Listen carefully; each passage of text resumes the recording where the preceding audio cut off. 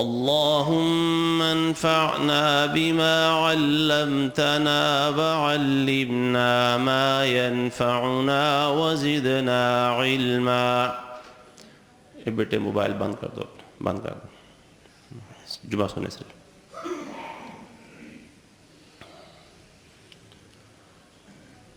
اللهم انفعنا بما علمتنا وعلمنا ما ينفعنا وزدنا علما. اللهم إنا نسألك علما نافعا ورزقا طيبا وعملا متقبلا. رب أعوذ بك من همزات الشياطين وأعوذ بك رب أن يحضرون. أعوذ بالله السميع العليم وبوجهه الكريم وسلطانه القديم من الشيطان الرجيم. النبي أولى بالمؤمنين من أنفسهم وأزواجه أمهاتهم. پیغمبر ایمان والوں پر ان کی جانوں سے زیادہ حق رکھتے ہیں اور ان کی بیویاں ایمان والوں کی مائیں ہیں. ازواج مطہرات کا تذکرہ جاری ہے. ام المؤمنین سیدہ خدیجہ رضی اللہ تعالی عنہا، ان کی شان اور فضیلت پر بات ہو رہی تھی. یہ ایسی خوش بخت سعادت مند خاتون تھیں کہ رسول اللہ صلی اللہ علیہ وسلم پر سب سے پہلے ایمان لانے کی سعادت جو انہیں حاصل ہوئی تو ان کا خاندان بھی رسول اللہ صلی اللہ علیہ وآلہ وسلم پر ایمان لانے میں پیچھے نہیں رہا.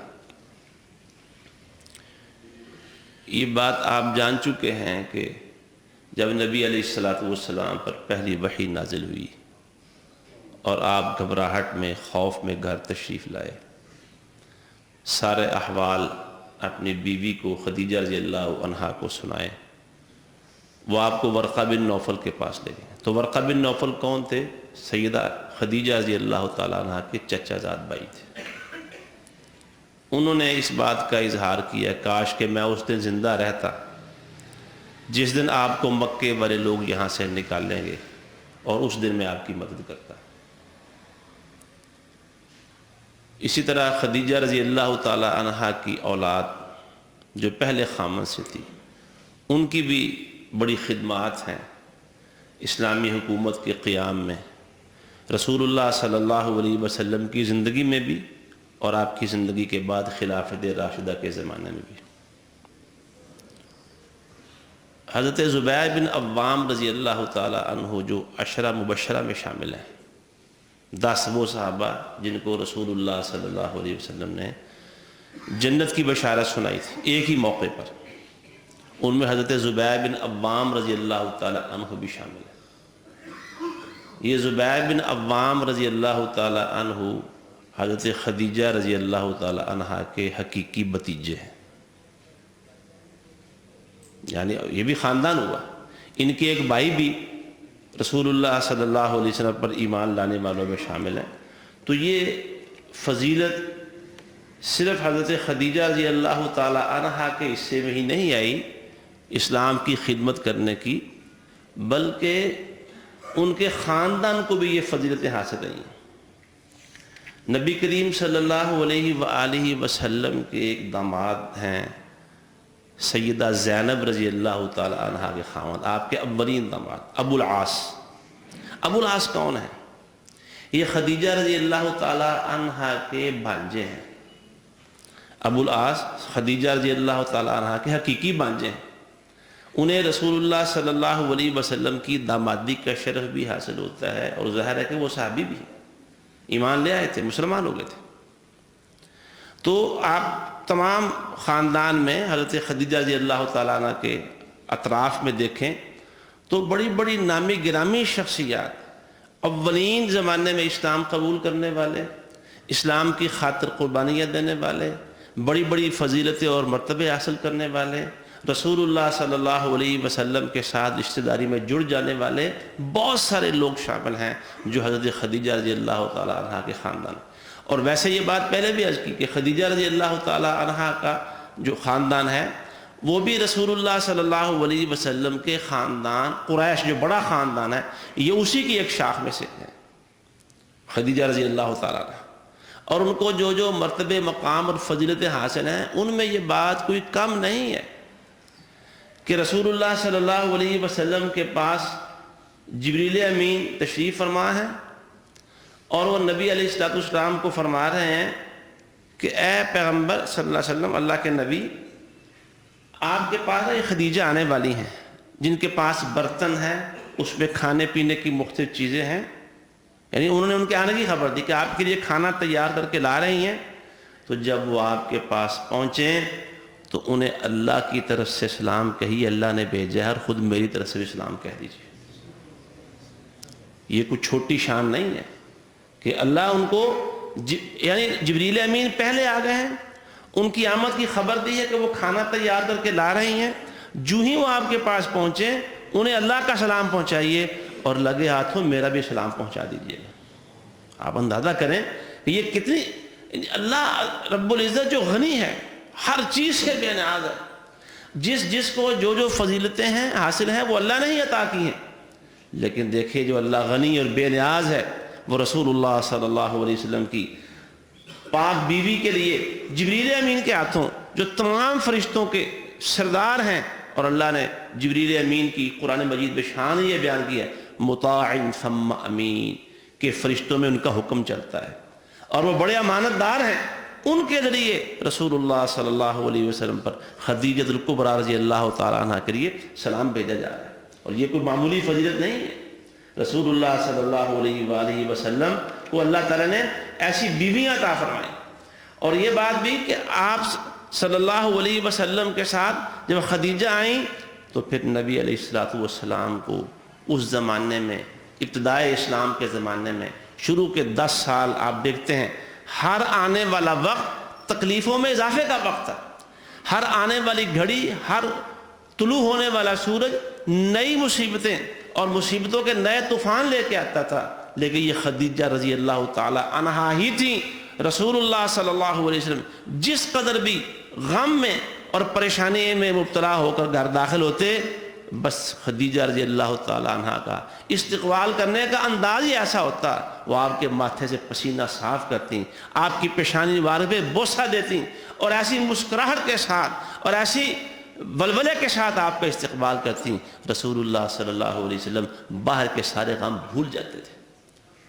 اور معلوم یہی ہوتا ہے رسول اللہ صلی اللہ علیہ وسلم کی جو ایک ایک شادی اور آپ کی ایک ایک بیوی ہیں، یہ سارے فیصلے اللہ کی طرف سے آسمان پر ہوا کرتے تھے۔ خدیجہ رضی اللہ تعالیٰ عنہ فوت ہو گئی، اس کے بعد آپ نے سودا بنت زمعہ رضی اللہ تعالیٰ عنہ سے شادی کی۔ اچھا، وہ بھی اولین اسلام قبول کرنے والوں میں شامل ہے۔ سودا بنت زمعہ رضی اللہ تعالیٰ عنہ وہ بھی جنہوں نے شروع زمانے میں اسلام قبول کر لیا، اسلام کے لیے تکلیفیں برداشت کی۔ پہلے سودا بنت زمعہ رضی اللہ تعالیٰ عنہ مسلمان ہیں، پھر انہوں نے اپنے خامند کو آہستہ آہستہ سمجھانا شروع کیا، سکران ان کا نام تھا، سکران، وہ بھی مسلمان ہو گئے۔ اور پھر وہ تکلیفیں جو مسلمانوں کو آ رہی تھیں، ان تکلیفوں سے ان کو گزرنا پڑا، اس بٹی میں سے گزرے۔ بالآخر جب حبشے کی طرف ہجرت ہوتی ہے، جو قافلہ ہجرت حبشہ کی طرف جاتا ہے، ان میں سودا بنت زمعہ رضی اللہ تعالیٰ عنہ، ان کی والدہ اور ان کے شوہر، یہ تینوں اس قافلے میں شامل تھے۔ حبشہ پہنچتے ہیں تو سودا رضی اللہ تعالیٰ عنہ کا خامند سکران وہاں فوت ہو جاتا ہے اسلام کی حالت۔ نبی علیہ السلام کو اس کی اطلاع ملتی ہے، تو آپ نے جب یہ دیکھا کہ اسلام کے لیے اتنی بڑی قربانی دی، اس نے اپنے خامند کو مسلمان کیا، پھر اسلام کی خاطر ہجرت کر کے حبشہ چلے گئی، اپنا گھر بار چھوڑا۔ نبی علیہ الصلوۃ والسلام نے ان کی دلجوئی کے لیے اور ان کی حوصلہ افزائی کے لیے ان سے آپ صلی اللہ علیہ وسلم نے حضرت خدیجہ رضی اللہ تعالیٰ عنہ کی وفات کے بعد ان سے شادی کر دی۔ اب غور کریں کہ خدیجہ رضی اللہ تعالیٰ عنہ بھی پہلے سے شادی شدہ تھی اور عمر زیادہ تھی، سودا بنت زمعہ رضی اللہ تعالیٰ عنہ بھی پہلے سے شادی شدہ تھی اور ان کی عمر بھی زیادہ تھی۔ نبی علیہ الصلوۃ والسلام سے ان کی عمر بھی زیادہ ہی تھی جن سے رسول اللہ صلی اللہ علیہ وسلم نے شادی کی۔ اور مقصد کیا تھا؟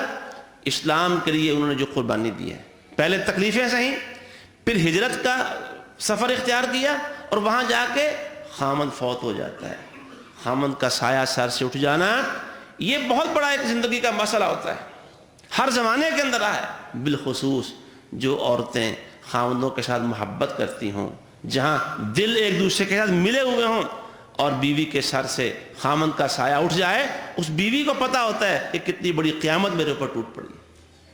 رسول اللہ صلی اللہ علیہ وسلم نے ان ساری قربانیوں اور اس صورتحال کے پیش نظر ان سے شادی کر لی، آپ نے ان سے نکاح کر لی۔ اور سودا بنت زمعہ رضی اللہ تعالیٰ عنہ، ان کو بھی آپ دیکھیں، انہوں نے نبی کریم صلی اللہ علیہ وآلہ وسلم کے ساتھ شادی کے کچھ سالوں کے بعد، یہ سن 10 نبوت کے 10ویں سال یا 10 سال گزرنے پر شادی ہوتی ہے، پھر 3 سال کے بعد ہجرت ہو جاتی ہے۔ ہجرت کے کچھ عرصے کے بعد سودا بنت زمعہ رضی اللہ تعالیٰ عنہ نے جب یہ دیکھا کہ رسول اللہ صلی اللہ علیہ وسلم کو اپنی بیوی عائشہ سے بہت زیادہ محبت ہے، یہ محسوس کر کے نا کہ میرے شوہر نامدار کو اپنی بیوی عائشہ سے بہت زیادہ محبت ہے، آپ کی محبت کا احساس کرتے ہوئے انہوں نے اپنی باری کی قربانی سیدہ عائشہ رضی اللہ تعالیٰ عنہ کے حق میں دے دی کہ اللہ کے رسول، آپ نے باریاں مقرر کی ہوئی ہیں تو میں آپ کو اپنی باری سے مستثنا قرار دیتی ہوں، آپ میری باری کے دن بھی رات بھی عائشہ کے پاس چلے جائیں، آپ کا جب جی چاہے میرے گھر میں تشریف لائیں، میرے لیے یہی اعزاز بڑا ہے کہ میں آپ کی بیوی ہوں۔ یہ قربانی کی ایک بے مثال قسم کی صورت سے نظر آتی ہے، ورنہ جہاں ظاہر رسول اللہ صلی اللہ علیہ وسلم کے لیے اللہ نے آسانیاں پیدا کی تھی۔ اللہ اگر اتنے گھر تھے تو آپ کے لیے ان گھروں کے مسائل نہیں تھے، جس گھر میں بھی جاتے سکون ہی سکون تھا، آرام ہی آرام تھا، قرار ہی قرار تھا آپ صلی اللہ علیہ وآلہ وسلم کے لیے۔ ورنہ آپ دیکھتے ہیں اگر کہیں 2 شادیاں بھی ہوں تو اس آدمی کے لیے مسائل کتنے ہوتے ہیں، دونوں طرف سے انسان بالکل بعض لوگوں کی کیفیت یہ ہو جاتی ہے جیسے چکی کے 2 پارٹ ہوں اور ان کے درمیان انسان پس رہا ہو۔ لیکن رسول اللہ صلی اللہ علیہ وآلہ وسلم کی پاک بیوی ام المومنین سیدہ سودا بنت زمعہ رضی اللہ تعالیٰ عنہ نے اپنی باری کی قربانی سیدہ عائشہ رضی اللہ تعالیٰ عنہ کے حق میں دے، اور یہ سیدہ سودا بنت زمعہ رضی اللہ تعالیٰ عنہ، ان کا خاندان بھی، ان کی بھی اسلام کے لیے بڑی قربانی ہے، پورے خاندان کی۔ اس کی تفصیلات سیرت کی کتابوں میں دیکھی جا سکتی ہے۔ پھر اس کے بعد دیکھیے سیدہ عائشہ رضی اللہ تعالیٰ عنہ کی باری آتی ہے، ان سے رسول اللہ صلی اللہ علیہ وسلم کا نکاح ہوتا ہے۔ آپ کا ان سے نکاح یہ تو مکہ میں ہی ہو گیا تھا، لیکن رخصتی مدینہ جا کے ہوئی پہلے سال۔ حضرت عائشہ رضی اللہ تعالیٰ عنہ سے رسول اللہ صلی اللہ علیہ وسلم کا جب نکاح ہوا تھا، مکہ میں ہی نکاح ہو گیا تھا، تو اس وقت ان کی عمر 6 سال تھی۔ مدینہ پہنچے تو پہلا سال تھا ہجرت کا، حضرت عائشہ رضی اللہ تعالیٰ عنہ کی عمر اس وقت 9 سال تھی جب ان کی رخصتی ہوئی اور رسول اللہ صلی اللہ علیہ وآلہ وسلم کے عقد میں پہنچی۔ لیکن وہ جو شادی کا قصہ ہے نکاح ہونے کا، وہ بھی بڑا دلچسپ ہے۔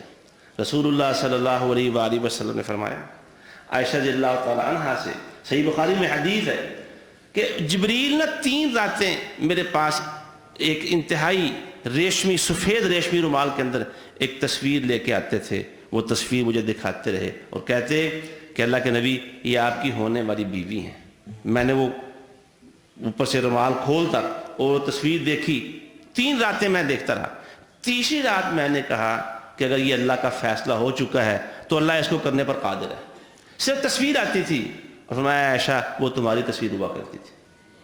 اس وقت یہ معلوم نہیں تھا کہ یہ تصویر کس کی ہے، صرف تصویر آتی کہ یہ آپ کی ہونے والی بیوی ہے۔ 3 رات تک یہ معاملہ ہوا۔ تیسری رات میں نے تبصرہ کیا، اچھا اگر اللہ کا فیصلہ ہے اللہ اس کو کر کے رہے گا، یہ ہو کے رہے گا، کیسے ہوگا یہ اللہ کے علم ہے۔ اور وہ تصویر تمہاری تھی عائشہ رضی اللہ تعالیٰ عنہ. گویا عائشہ رضی اللہ تعالیٰ عنہ کے جو رسول اللہ صلی اللہ علیہ وسلم سے زوجیت ہے، اس کا فیصلہ بھی عرش ابری پہ ہوا تھا. اللہ نے اس کا فیصلہ کیا تھا. سید ابو بکر صدیق رضی اللہ تعالیٰ عنہ. اور دیکھیں قاضی سلیمان صاحب منصور پوری رحمۃ اللہ علیہ نے بڑی شاندار بات لکھی ہے. وہ فرماتے ہیں دیکھیے نبی کریم صلی اللہ علیہ وسلم کی یہ واحد بیوی ہیں جو شوہر دیدہ نہیں تھی، جس کی پہلے شادی نہیں ہوئی تھی، کم عمری. یہ ایک ہی بیوی ہیں جس کا پہلے نکاح نہیں ہوا تھا، اور یہ ایک بیوی ہیں جن کی ولادت میں اسلامی خون اور اسلامی دودھ مکمل طور پر شامل ہے. یعنی جس وقت نکاح ہوا ان کی عمر کتنی تھی؟ 6 سال. اور 6 سال اس سے پیچھے آپ لگائیں ان کی پرورش میں وہ کہتے ہیں اسلامی خون. یہ واحد رسول اللہ صلی اللہ علیہ وسلم کی بیوی ہیں کہ جن کا خمیر گوندا گیا تو اس میں اسلامی خون شامل تھا، اور جن کی پرورش ہوئی تو اسلامی دودھ پر پرورش ہوئی ان کی. اور یہ وہ واحد بیوی ہیں جو کماری تھی جو رسول اللہ صلی اللہ علیہ وسلم کے نکاح میں، اور پھر ان کی محبت رسول اللہ صلی اللہ علیہ وسلم کے دل میں ڈالی. سورہ احزاب کا مطالعہ کریں. آپ کی اس وقت جب 9 گھر آباد تھے تو اللہ نے قرآن مجید میں آپ کو باریاں تقسیم کرنے کی فرضیت سے مستثنا قرار دیا. جس آدمی کی 2 3 4 بیویاں ہوں وہ باری تقسیم کرنے کا پابند ہے. اللہ تعالیٰ نے رسول اللہ صلی اللہ علیہ وسلم سے یہ پابندی اٹھا لی تھی. کوئی پابندی نہیں تھی آپ کے اوپر. آپ جس کو چاہیں باری دیں، جس کو چاہیں باری نہ دیں. ترجی من تشاء منہن وتؤوی الیک من تشاء. جس کو چاہو دور رکھو، جس کو چاہو اپنے ساتھ باری میں شامل کرو. آپ آزاد ہیں اس معاملے میں. اللہ تعالیٰ نے آپ پر ایسا کچھ فرض نہیں کیا. جس کو جتنا ٹائم دینا چاہیں، باری دینا چاہیں، آپ پوری آزادی ہے. اس کے باوجود رسول اللہ صلی اللہ علیہ وسلم نے اپنی بیویوں میں باری تقسیم کر رکھی. تقسیم کی ہوئی تھی باری، پابندی نہیں تھی، تقسیم کی تھی. اور پھر اللہ سے دعا کیا کرتے ہیں؟ یا اللہ جو میں کر سکتا ہوں باریوں کی تقسیم کے حوالے سے، میرے اندر جو طاقت ہے وہ میں نے کیا ہوا ہے. یا اللہ جو چیز میری طاقت سے، میرے بس سے باہر ہے، اس پہ میرا مواخذہ نہ کرنا، مجھے معاف کر دے. وہ بس سے باہر کیا تھی چیز تھی؟ عائشہ سے محبت زیادہ تھی رضی اللہ تعالیٰ عنہ سے. یعنی یہ معاملہ دل کا محبت والا ایسا ہے، یہ انسان کے اختیار میں نہیں. تو معلوم ہوا کہ رسول اللہ صلی اللہ علیہ وسلم کو اس بیوی سے بڑی محبت تھی، بہت ہی اس کے ساتھ پیار تھا.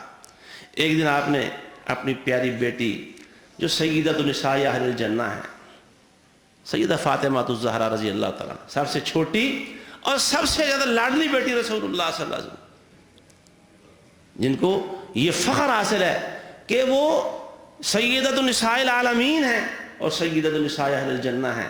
ان کو آپ نے فرمایا کہ اے بیٹی، کیا جس سے تیرے بابا کو سب سے زیادہ محبت ہے تو اس سے محبت نہیں کرے گی؟ کہا کہ جی اللہ کے نبی، جس سے آپ کو سب سے زیادہ محبت ہے میں بھی اس سے محبت کروں گی. آپ نے فرمایا وہ یہ تمہاری ماں عائشہ ہے، اس کے ساتھ سب سے زیادہ محبت کیا کرو. رسول اللہ صلی اللہ علیہ وسلم نے اپنی سب سے لاڈلی بیٹی، چہیتی بیٹی کو سب سے زیادہ جس سے محبت کرنے کا حکم دیا وہ سیدہ عائشہ رضی اللہ تعالیٰ عنہ ہے. اور پھر ام سلمہ رضی اللہ عنہ روایت کرتی ہیں، صحیح بخاری کی روایت ہے.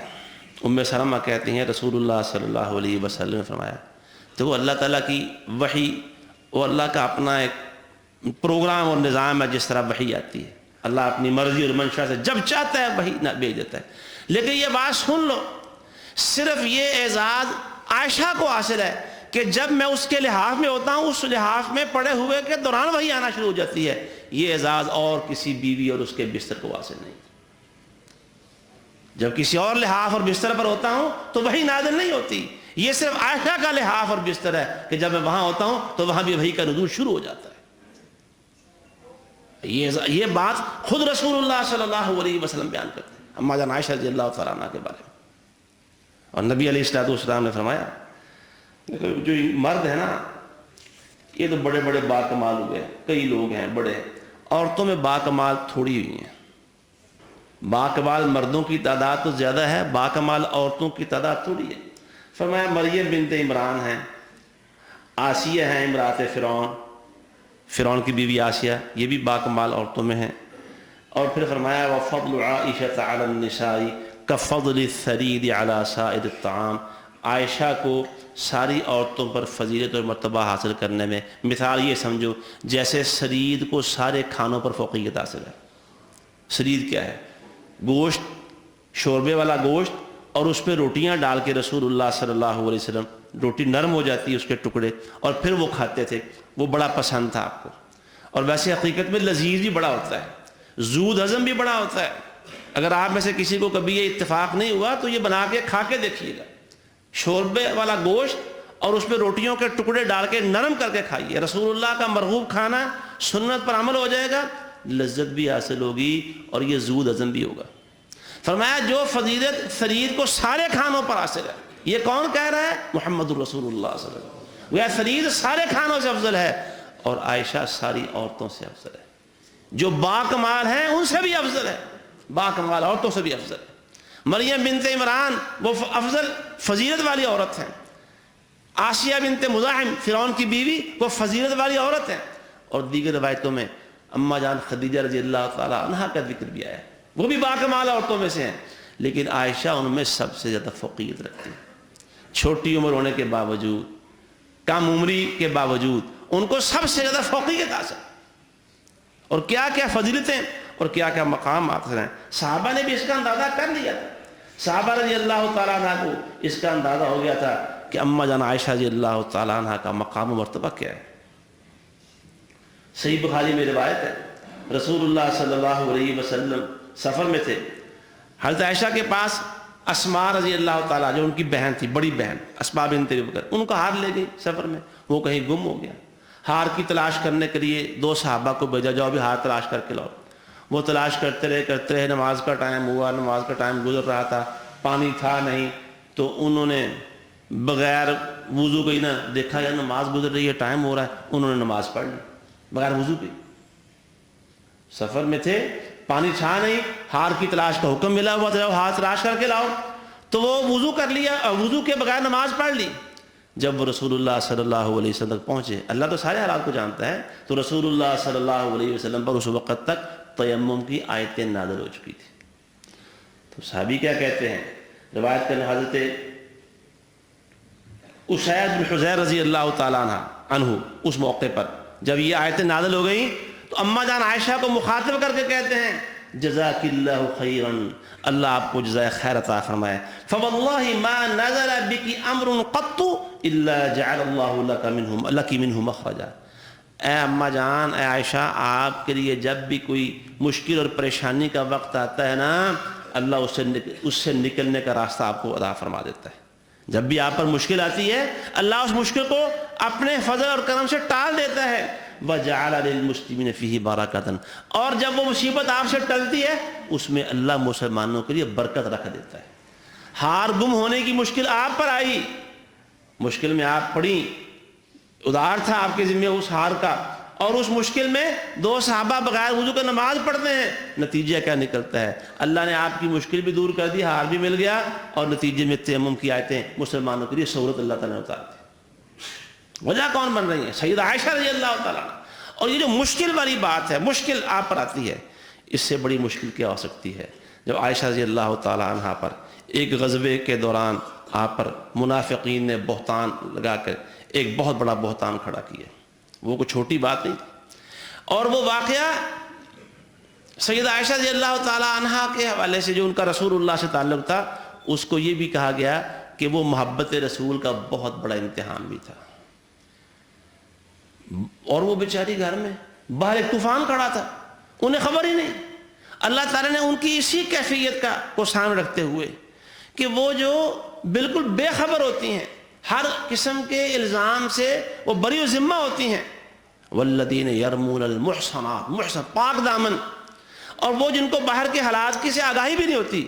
باہر ایک طوفان کھڑا تھا اور وہ گھر میں اس سے بالکل بے خبر تھی، لا تعلق تھی۔ رسول اللہ پریشان، روٹھے بات نہیں کرتے، پتہ نہیں کیا معاملہ ہے۔ بالآخر رسول اللہ صلی اللہ علیہ وسلم نے جب ان سے یہ بات کی، وہ اپنے میکے چلی جاتی ہیں۔ ایک دن رسول اللہ صلی اللہ علیہ وسلم وہاں پہنچتے ہیں اور جا کے حضرت عائشہ رضی اللہ تعالیٰ عنہ کو گویا 4 پیسے لگ گئی تھی۔ ان کے والدین کا کیا عالم ہوگا جو اس حالت میں، اور ظاہر ہے اگر ایک دوسری طرف تو ظاہر رسول اللہ تھے، اور والدین بھی ایسے بیوی سے محبت کے باوجود رسول اللہ کو ترجیح دینے والے ہیں، رسول اللہ کو ترجیح دینے والے، وہ اللہ کے رسول ہیں، وہ ان پر ایمان لائے تھے، بیٹی کے معاملے میں آ کے رسول اللہ سے روٹھنے والے نہیں تھے، وہ بھی اس امتحان کے اندر پڑے ہوئے ہیں۔ ایک دن رسول اللہ صلی اللہ علیہ وسلم تشریف لائے اور اماں جان عائشہ کہتی ہیں میرے سرہانے کے پاس آپ بیٹھ گئے اور مجھ سے بات چیت کرنے لگے، بھی عائشہ کو بات ہے تو بتا دو، کچھ اللہ تعالیٰ اضالہ کرنے والا ہے، کچھ بات ہے تو بتاؤ۔ وہ کیا کہتی ہیں؟ وہ جو اسید بن حضیر رضی اللہ تعالیٰ عنہ کے الفاظ ہیں کہ اے اماں جان، آپ پر جب بھی کوئی افتاد، کوئی پریشانی آتی ہے، اللہ اسے نکلنے کا راستہ بنا دیتا ہے، اور جب وہ طوفان تھم جاتا ہے، گزر جاتا ہے، پیچھے مسلمانوں کے لیے خیر پیدا ہو جاتی ہے، برکت پیدا ہو جاتی ہے۔ آپ میرے پاس آ کے مجھ سے کچھ پوچھنے لگے تو میں نے عرض کی اللہ کے نبی، میرے گھر والے تھے، اللہ کے رسول کو تو میں نے مخاطب نہیں کیا، لیکن سوال وہی کر رہے تھے، میرا رخ میرے گھر والوں، میرے ماں باپ، مکے کی طرف تھا، تو میں نے کہا لئن قلت لکم انی بریۃ، اگر میں کہوں کہ میں ان سارے الزامات سے بری و ذمہ ہوں، لا تصدقونی، آپ میری تصدیق نہیں کریں گے، میری بات نہیں مانیں گے۔ کیوں؟ وجہ کیا تھی؟ پروپیگنڈا بہت ہو چکا تھا، طوفان بڑا کھڑا تھا، اور جب یہ طوفان اس قدر الزامات کا، بہتانوں کا طوفان کھڑا ہوتا ہے، اس میں صاف دل لوگ بھی کئی دفعہ پروپیگنڈے کا شکار ہو جاتے ہیں۔ منافقین نے ایسے طریقے سے اس معاملے کو پروپوگیٹ کیا تھا کہ سب کے ذہنوں میں پریشانی تھی، اور ادھر دوسری طرف اللہ امتحان اتنا شدید اللہ کا ہوتا ہے کہ کئی دفعہ وحی بھی نہیں آ رہی تھی، رسول اللہ وحی کے منتظر تھے۔ آپ اس پریشانی میں کہ جدھر جاتا ہوں وہی باتیں ہو رہی ہیں، ہر جگہ پہ عائشہ موضوع سخن بنی ہوئی، رسول اللہ کو ان سے محبت تھی، اور ادھر سے وحی نہیں آ رہی۔ آپ اسی پریشانی کے عالم میں جب آئے، پوچھا تو وہ کہتی ہیں اگر میں اقرار کر لوں، اگر میں کہوں کہ نہیں جی میرا کوئی قصور نہیں ہے، میرے اندر کوئی ایسی بات نہیں، تو آپ میری بات نہیں مانیں گے۔ وَإِذِ اعْتَرَفْتُ لَكُمْ بِأَمْرٍ، اور اگر میں اقرار کر لوں ہاں جی میں قصوروار ہوں، وَاللَّهُ يَعْلَمُ أَنِّي مِنْهُ بَرِيَّةٌ، جبکہ اللہ کو پتہ ہے کہ میں اس سے بری ہوں۔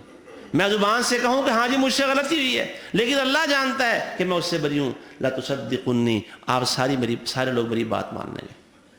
یعنی اگر میں کہوں کہ میرے اندر قصور نہیں ہے، آپ مانیں گے نہیں، اور اگر میں کہوں میرا قصور ہے، مجھ سے غلطی ہوئی ہے، حالانکہ اللہ جانتا ہے کہ غلطی نہیں ہوئی، آپ سارے لوگ مان لیں گے۔ بس اب میرے پاس ایک ہی بات رہ گئی یہ کرنے والی، جو جناب یعقوب علیہ السلام نے اپنے بیٹوں کے سامنے یوسف کے معاملے میں کہی تھی، فَصَبْرٌ جَمِيلٌ وَاللَّهُ الْمُسْتَعَانُ عَلَىٰ مَا تَصِفُونَ، یہی بات میں کہتی ہوں۔ اب دیکھیں قرآن سے استدلال کیسا ہے، نہیں اپنی مشکل اور پریشانی کے حوالے سے قرآن سے دلیل لے رہی ہیں کہ یعقوب علیہ السلام نے بیٹوں کے سامنے کہا تھا کہ واللہ فصبر جمیل واللہ المستعان ولا ما تصفون، اور آج میں یہی کہتی ہوں۔ رسول اللہ بیٹھے ہی ہوئے تھے، حضرت عائشہ کہتی ہیں میرے خیال میں یہ بات تھی اللہ تعالیٰ اپنے نبی کو نا کوئی خواب دکھا دے گا، خواب کے ذریعے میری برات دکھا دے گا اللہ تعالیٰ، میرے گمان میں یہ بات تھی، لیکن میں یہ تو کہیں حاشیہ خیال میں بھی یہ بات نہیں آئی تھی کہ اللہ میرے بارے میں قرآن نازل کر دے گا، میں نے سوچا ہی نہیں تھا۔ پھر اللہ تعالیٰ نے اپنے پیغمبر صلی اللہ ادھر بیٹھے بیٹھے ہی اسی لمحے آپ پر وحی کی کیفیت طاری ہو گئی، سب لوگ خاموش ہو گئے، رسول اللہ صلی اللہ علیہ وسلم وحی نازل ہوئی، اور جب وحی مکمل ہوئی اس وحی کے ذریعے مجھے اللہ نے طیبہ قرار دے دیا۔ طیبہ، الطیبات للطیبین والطیبون للطیبات، پاک دامن عورتیں، پاک دامن مردوں کے لیے، اور پاک دامن مردوں کے لیے پاک دامن عورتیں، اولئک مبرؤون مما یقولون، یہ لوگ یعنی عائشہ، مراد عائشہ رضی اللہ تعالیٰ عنہ، لوگوں نے جو طوفان اڑائے کھڑے کیے ہیں، عائشہ ان سے بالکل بری و ذمہ ہے، اور ساتھ اللہ نے کہا یہ جو اتنی مشکل، اتنے بڑے امتحان سے گزرنا پڑا، اس کے نتیجے میں بدلے میں ملنا کیا ہے؟ مغفرت ملنی ہے، بخشش ملنی ہے، سب گناہ وہ پہلے بھی پاک تھیں، وَيُطَهِّرَكُمْ تَطْهِيرًا، اور اس امتحان سے گزرنے کے بعد اور ان کی پیوریفیکیشن ہو گئی ہے اور تطہیر ہو گئی ہے، اللہ نے ساری غلطیاں کوتاہیاں معاف کر دی ہیں، اور اللہ نے رزق کریم کا وعدہ کر لیا ہے۔ وہ اس آیت میں اللہ نے سیدہ عائشہ رضی اللہ تعالیٰ عنہ کو طیبہ کا لقب عطا فرمایا، وہ طیبہ ہیں، طاہرہ ہیں، یہ ہیں عائشہ رضی اللہ تعالیٰ عنہ، اور کیا کیا مقامات اور فضیلتیں حاصل ہیں، انشاءاللہ اس موضوع پر اگلے جمعے میں بات کریں گے۔ اللہ تعالیٰ ہمیں ازواج مطہرات سے محبت، اور یہ حقیقت یہ ہے محبت، یہ ایمان کے درجے کی محبت ہے، اللہ ہمیں یہ محبت نصیب فرمائے۔ وآخر دعوانا ان الحمد للہ رب العالمین۔